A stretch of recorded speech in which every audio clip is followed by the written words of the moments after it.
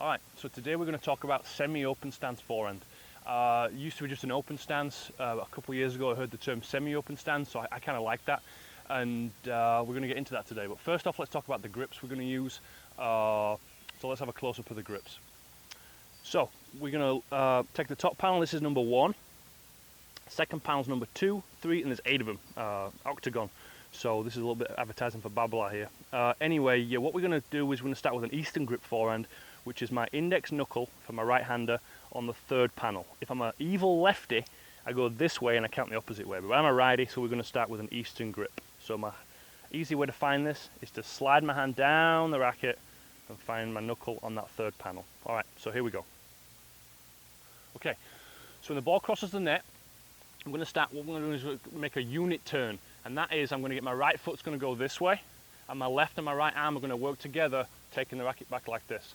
If I use my left arm, it always makes me have a nice turn of the shoulders. Okay, so a lot of coaches are going to talk about the unit turn and different things you're going to do. All I talk about is if the left and the right arm work together, you're pretty much on the right path. Okay, so ball crosses the net, I'm going to make a nice turn of my shoulders. Just going to stop real quick here and talk about takebacks. Make sure you don't take the racket back with your arm and then the take back, because then the racket gets to the dark side. So anytime you play anyone that hits the ball fast, you're way too far away from contact. If you had a line underneath you, I don't know if you can see that, when you take the racket back with a unit turn, the racket wants to stay on this side of the line. You're never too far away from the ball there, and that's just a good way to be right there. Okay, so I've made the turn, my right foot's going to go back slightly, and my body weight is going to be directly over my right foot.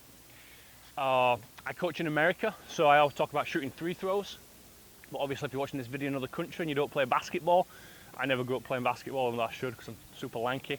But maybe golf, you know, when you set up to a golf ball or you're in a nice ready position, the body weight is over the legs. So that's the same position we want when we take a take back. So we turn this way. A good way to know if you're balanced or not is you should be able to take the left leg and take it off the ground and still be balanced. Okay, so the ball's coming at me, crosses the net, I've made a nice unit turn. From there I'm going to sit down on this right leg, I'm going to push off this right leg into contact. Now this is the most important part of any swing in tennis. You can do a lot of funky stuff, but as long as you make contact in front, good things happen. If you miss this contact, a lot of bad things happen. So here, contact in front, drive from the right leg and finish up into the court. See a lot of different follow-throughs on tour, but a lot of times you got to remember that when people are hitting different follow-throughs, sometimes they're trying to hit different shots. Sometimes they're trying to hit an angle. Sometimes they hit a high topspin lob. So a lot of times the racket looks like it's finishing this way, and it is. But for the basic forehand, let's say you want to go a deep forehand, you want the racket to drive up into the court. So I'm just going to hit a few forehands. I'm just going to drop the ball out in front of me, and I'm just going to kind of show you the contact. My contact wants to be so far out in front that if I was any more in front, I'd actually be off balance. So, here we go. Right out there with contact. Again, right out there with contact. If you see, I start the swing with my right foot pushing up into the ball. If you watch the pros, they use the legs so much they'll actually get up off the ground when they're hitting the ball. So a lot of coaches will say, stay down on the ball, stay down. But what that actually means is get loaded. But then when you go to hit it, drive with those legs and you'll actually come up off the ground. So not really telling you to jump on your shots, but I really am telling you to kind of use those legs. This has been A Touch of Tennis with Adam Wood. Please like and subscribe to the video.